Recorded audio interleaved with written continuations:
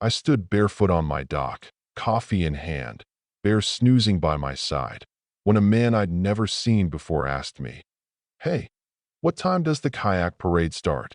Behind him stood nearly 2 dozen tourists, neon shirts, sun hats, selfie sticks, treating my property like it was a lakeside amusement park. One woman was literally rinsing a diaper in my lake water, and I swear, my jaw clenched so tight I thought I'd crack a molar. This wasn't a resort, and it damn sure wasn't a public park. But somehow these folks ended up here, like they'd bought a ticket. And right then, there she was. Karen, standing at the end of my private bridge, waving like the damn queen of Napa. That's when I realized this wasn't a mistake. It was a declaration of war. She just didn't know yet. I had the bridge. And soon, I'd have the upper hand. See, I'm Lucas Weller. I've lived here on Serenity Lake for over a decade, tucked away at the end of a bridge my grandfather built with his own hands back when this land didn't even belong to a county. The bridge isn't just access, it's protection. You can't get here by car unless you cross it, and without permission, you're not crossing. I'm a systems engineer. I work remote, keep to myself, live quiet. This lake was my sanctuary. And Karen? She shattered IT to AT first. It was little stuff, waving from across the water like we were best friends when we hadn't spoken once. Then came the flyers, yoga at sunrise, exclusive lake experiences, complete with photos of places suspiciously like my backyard. I figured she was annoying, but harmless. I was wrong that IT escalated fast. A drone hovered over my boathouse one day. Then came the bus. Yeah, a literal tourist shuttle.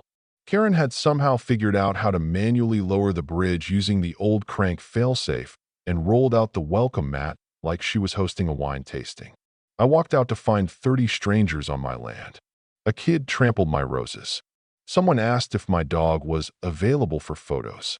And when I told them they were trespassing, one guy actually said, "But Karen said it was fine." Then she strolled over, Bloody Mary in hand, and had the nerve to say, "Oh, relax, Lucas. Your place is just more photogenic than mine." I stared at her, stunned. She smiled and added, "That's what makes it authentic." That night, I inspected every lock, every deed, every inch of boundary line. Everything was legal. The bridge was private infrastructure. Karen had broken in and brought a caravan. So I got to work. First, I reinforced the gate. Then I added trail cameras, motion sensors, and started coding a custom control system. By the end of the week, I had solar-powered motors, remote access, and a backup battery strong enough to outlast a storm. I wasn't just securing my land. I was turning the bridge into a fortress. The next time Karen's guests showed up, I let them cross. Let them spread out. Let Karen sashay onto my dock in her brunch hat. Then I pressed the button. The bridge lifted, slow and steady. The tourists panicked. Karen shrieked. Some thought it was part of the experience. But when it fully retracted and locked, reality hit. She screamed, "You can't do that." I said, "You're trespassing. Start swimming." She called the sheriff. I handed them lemonade. Then the footage, deeds, HOA charter. The deputies chuckled. Karen's face went pale. The tide had turned. But I wasn't done. I upgraded everything. New cameras, better locks, and a speaker under the gate to broadcast warnings. I even found a GoPro hidden near the crank lever, still recording.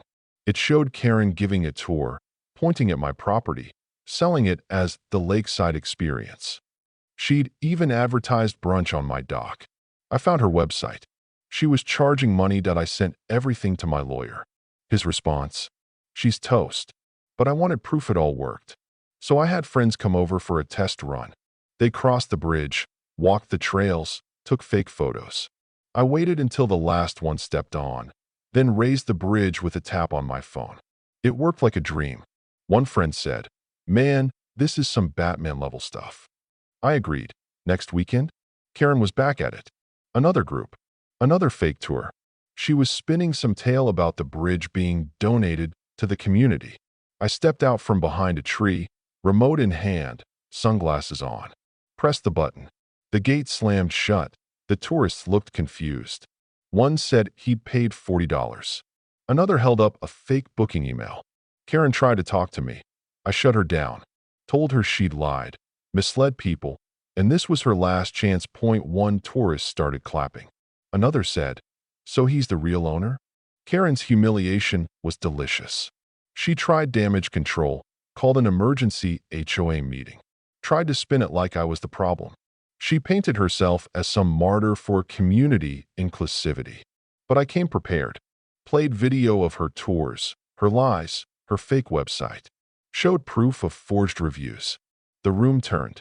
Even Dennis, the HOA president, asked, "Is this true?"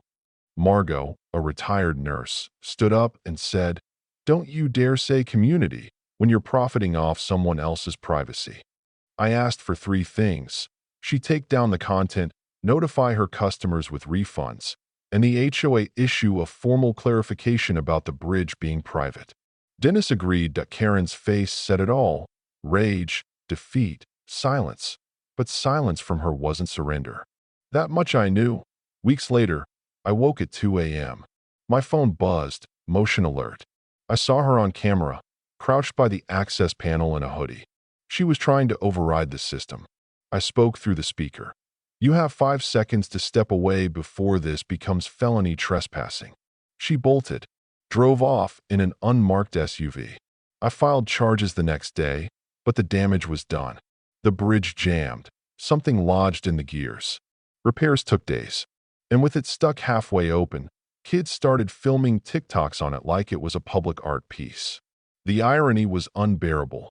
While cleaning up, we found another camera, hidden, watching my deck. I gave it to the police. My lawyer called. Karen had countersued, claiming I was obstructing public access and endangering guests. I sent him everything. He said, "We'll bury her." And then came the final twist. She filed a zoning application to have my bridge classified as public access. Said it had historical significance. Used fake signatures from neighbors who'd moved away years ago. It was a blatant lie, but it triggered a hearing.